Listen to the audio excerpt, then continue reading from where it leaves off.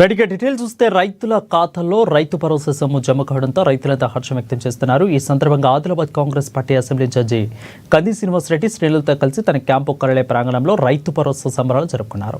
ఇక AC secretary Rahul Gandhi Telangana ముఖ్యమంత్రి రేవంత్ రెడ్డి ఫ్లెక్సీలను పాలాభిషేకం చేశారు. ఇక రైతులంతా ఎప్పుడిప్పుడు అనేది చూసిన రైతు భరోసా అన్నదాతల చెంతకు చేరుతుందని కంది శ్రీనివాసరెడ్డి అన్నారు. ప్రభుత్వం రోజువారీగా రైతుల ఖాతాలో పెట్టుబడి సహాయాన్ని జమ చేస్తుందని అన్నారు. ఇక ఇప్పటి వరకు 5 ఎకరాలు కలిగిన వారికి జమ కాగా మిగిలిన రైతులందరికీ 9 రోజులు అందజేస్తామని అన్నారు. 9 రోజుల్లో 9,000 కోట్లు అన్నదాతల అకౌంట్లో జమ కానున్నాయని అన్నారు కంది శ్రీనివాసరెడ్డి. 9 రోజుల్లో 9,000 కోట్లు భారతదేశంలో మొట్టమొదటిసారిగా రైతు బంధు అమలు చేస్తున్నటువంటి ఏకైక రాష్ట్రం తెలంగాణ రాష్ట్రం.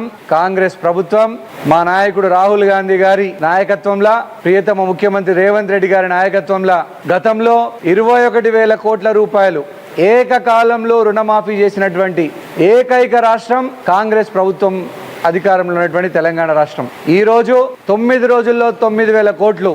మా రాహుల్ గాంధీ గారి పుట్టినరోజు కూడా ఈ 9 రోజులలో రావడం శుభ సూచకం. కాంగ్రెస్ పార్టీ అంటేనే రైతుల party, SC ST BC minority సంక్షేమం కోసం పాటుపడే పార్టీ, అగ్రవర్ణాల పేదల కోసం కష్టపడేటువంటి పార్టీ కాంగ్రెస్ పార్టీ. ఈసారి ఈ 9 రోజులలో 9,000 కోట్లు రైతులందరి సెల్ ఫోన్లు టింగ్ టింగ్ టింగ్ మని రైతు బంధు పడ్డ వెంటనే SMS-లతోని మారుమోగుతున్నాయి. కాంగ్రెస్ పార్టీ మాట మీద నిలబడేటువంటి పార్టీ. ఈ రోజు వరకు 5 ఎకరాల్లోపు ఉన్నటువంటి అందరు రైతులకు కూడా వేలాది కోట్ల రూపాయలు రైతు బంధు జమైంది.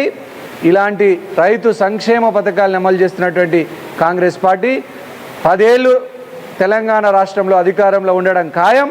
కాంగ్రెస్ ప్రభుత్వం యొక్క సంక్షేమ పథకాల్ని ప్రతి కార్యకర్త, ప్రతి ఊరూరున, వాడవాడన, గ్రామాన ప్రజల వద్దకు తీసుకెళ్లాలని మరొకసారి విజ్ఞప్తి చేస్తూ రాహుల్ గాంధీ గారికి పుట్టినరోజు శుభాకాంక్షలు తెలియజేస్తూ జై కాంగ్రెస్.